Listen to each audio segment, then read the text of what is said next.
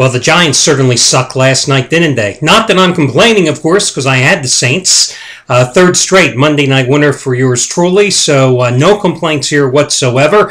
Also last night, Chris Jordan cashing in, capping a great weekend. Started with a 600-star winner on Georgia over Georgia Tech on Saturday. Then, of course, came back on Sunday with the third ever 3,000-star NFL release of his entire career, 28-year career, as he scored with Houston, getting the half-point cover at Jacksonville. And then last night, improving to 8-3 with his Monday night selections, hitting his 600-star teaser easily with the Saints and the over. So Chris certainly appreciated that win as well. A lot of the handicappers had good nights last night because most of them were on the Saints. One notable exception, however, was Bob Valentino, who, as you know, I always tell you the good and the bad. I mentioned him yesterday as having the first ever 100-dime NFL release of his career. Well, it looked good after the first quarter, but that was about it since he had the Giants there. So Bobby V goes down in flames there last night. Hi everyone, Al DeMarco here. This is going to be your Tuesday video report. Free college basketball selection coming your way in a moment, plus money saving discount coupon code that'll save you $15 off of any single purchase today. As you know, and as I've told you repeatedly, you know the opening weeks of the season is the only time you have the advantage over the odds makers, and it's never more noticeable than in the opening weeks of the NFL preseason and in college basketball as well. But in college basketball, it's more than just the opening weeks. Truth be told, it's more like the first month of play. And pardon me if you've heard this before, but the fact remains, odds makers are solely concerned with football at this time of the year. There are too many games in college basketball, too many teams for them to get a handle on, too many tournament games, non-conference matchups.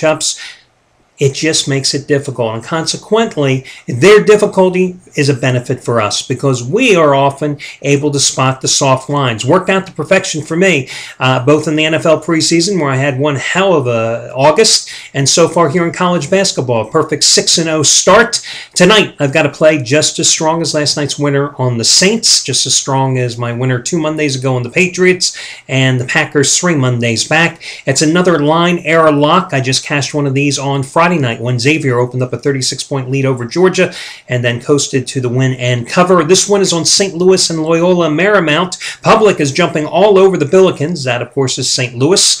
Game being played, in case you're on Jeopardy, next week at the Gersten Pavilion outside of L.A.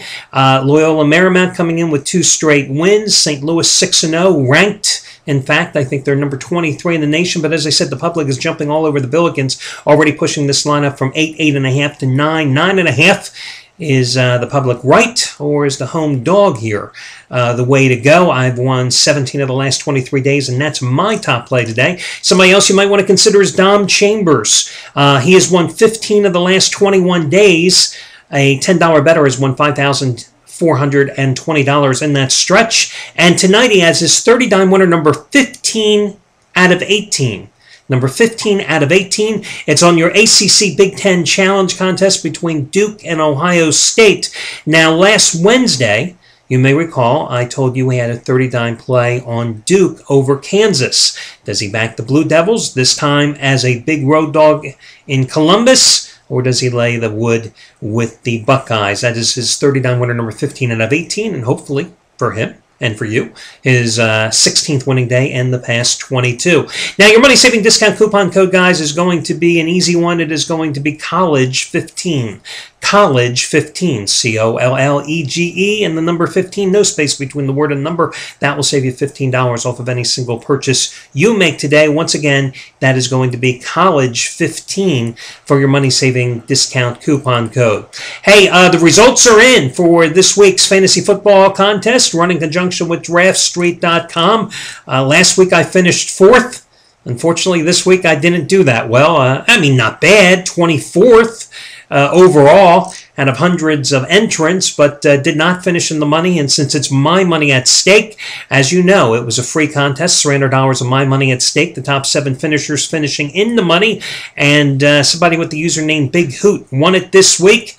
Did not hurt that his quarterbacks were Tom Brady and Drew Brees. Certainly didn't hurt that he had Mark Ingram, C.J. Spiller, and Darren Sproles as his running backs, either, and Jimmy Graham as his tight end. So congratulations to him. 180 total points in the contest. Finished a little over 8 points ahead of the second place finisher, who was Big 045, who had a couple of good quarterbacks himself as his fantasy league players, Eli Manning and Matt Ryan. God, he had Beanie Wells, too, as his running back. So he had some real talent there, but his wide receiver core was a little thin, to say the least.